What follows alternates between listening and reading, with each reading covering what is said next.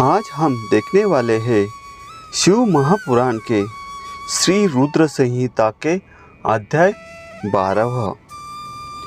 देवताओं को उपदेश देना। नारद जी बोले, ब्रह्मा जी आप धन्य है, क्योंकि आपने अपनी बुद्धि को शिव चरणों में लगा रखा है।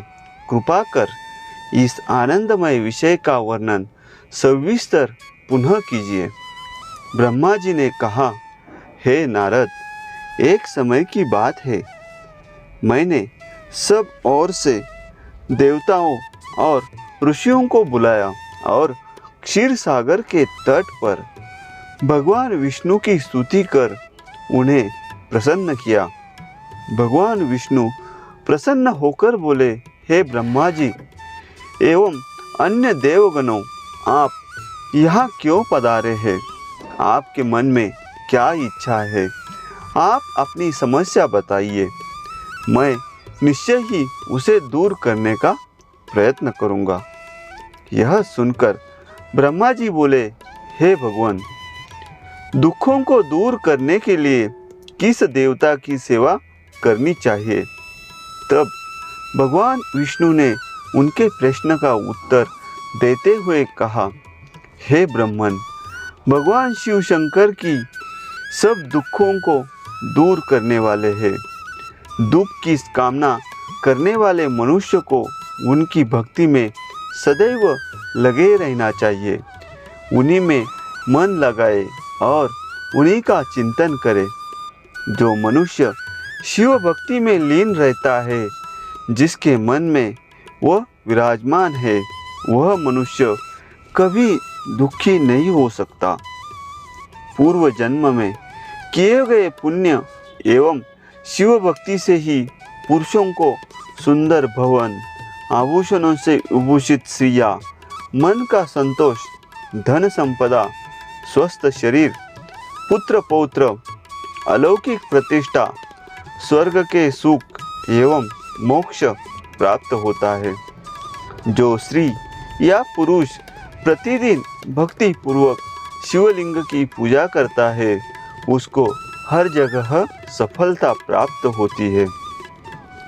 वह पापों के बंधन से छूट जाता है।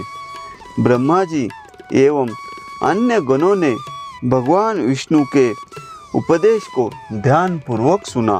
भगवान विष्णु को प्रणाम कर कामनाओं की पूर्ति हेतु उन्होंने शिवलिंग की प्रार्थना की।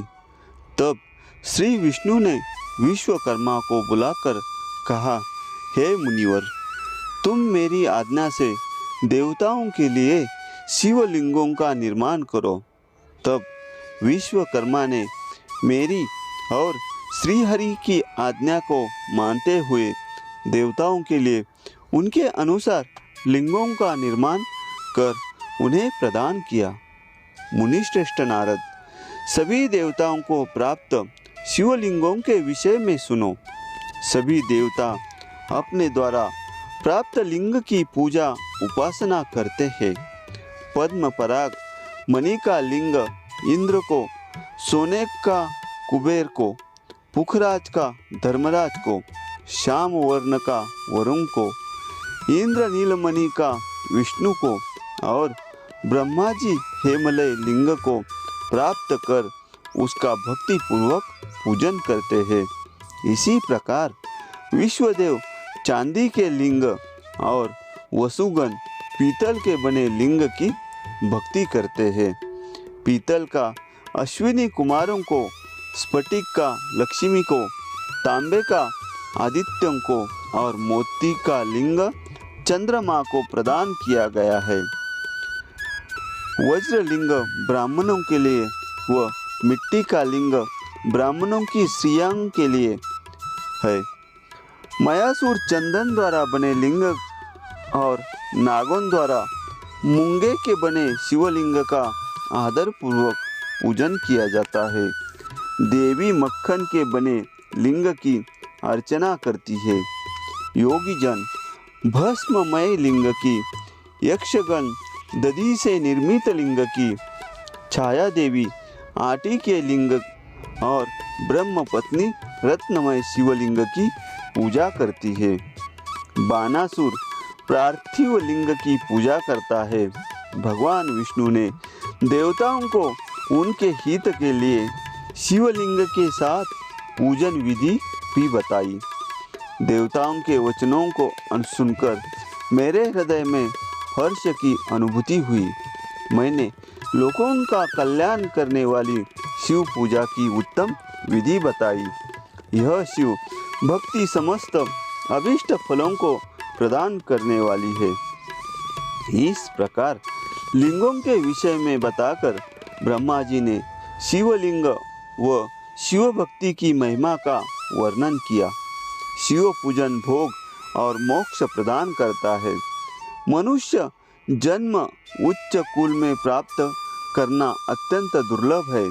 इसलिए मनुष्य रूप में जन्म लेकर मनुष्य को शिव भक्ति में लीन रहना चाहिए। शास्त्रों द्वारा बताए गए मार्ग का अनुसरण करते हुए जाति के नियमों का पालन करते हुए कर्म करें। संपत्ति के अनुसार दान आदि दे। जप तप यज्ञ और ध्यान करें। ध्यान के द्वारा ही परमात्मा का साक्षात्कार होता है। भगवान शंकर अपने भक्तों के लिए सदा उपलब्ध रहते हैं। जब तक ज्ञान की प्राप्ति न हो तब तक कर्मों से ही आराधना करें। इस संसार में जो वस्तु सत असत रूप में दिखती है अथवा सुनाई देती है वह परब्रह्म शिव रूप है। तत्व ज्ञान न होने तक देव की मूर्ति का पूजन करें। अपनी जाति के लिए अपनाए गए कर्म का प्रयत्न पूर्वक पालन करें। आराध्य देव का पूजन श्रद्धा पूर्वक करें, क्योंकि पूजन और दान से ही हमारी सभी विघ्न व बाधाएं दूर होती है। जिस प्रकार मैले कपड़े पर रंग अच्छे से नहीं चढ़ता, परंतु साफ कपड़े पर अच्छी तरह से रंग चढ़ता है, उसी प्रकार देवताओं की पूजा अर्चना से मनुष्य का शरीर पूर्णतया निर्मल हो जाता है। उस पर ज्ञान का रंग चढ़ता है और वह भेदभाव आदि बंधनों से छूट जाता है। बंधनों से छूटने पर उसके सभी दुख दर्द समाप्त हो जाते हैं और मोह माया से मुक्त मनुष्य शिव पद प्राप्त कर लेता है। मनुष्य जब तक गृहस्थ आश्रम में रहे तब तक सभी देवताओं में श्रेष्ठ भगवान शंकर की मूर्ति का प्रेम पूर्वक पूजन करें। भगवान शंकर ही सभी देवों के मूल है। उनकी पूजा से बढ़कर कुछ भी नहीं है। जिस प्रकार वृक्ष की जड़ में पानी से सिंचने पर जड़ एवं शाखाएं सभी तृप्त हो जाती है, उसी प्रकार भगवान शिव की भक्ति है। अतः मनोवांछित फलों की प्राप्ति के लिए शिव जी की पूजा करनी चाहिए। अभीष्ट फलों की प्राप्ति तथा सिद्धि के लिए समस्त प्राणियों को सदैव लोक कल्याणकारी भगवान शिव का पूजन करना चाहिए।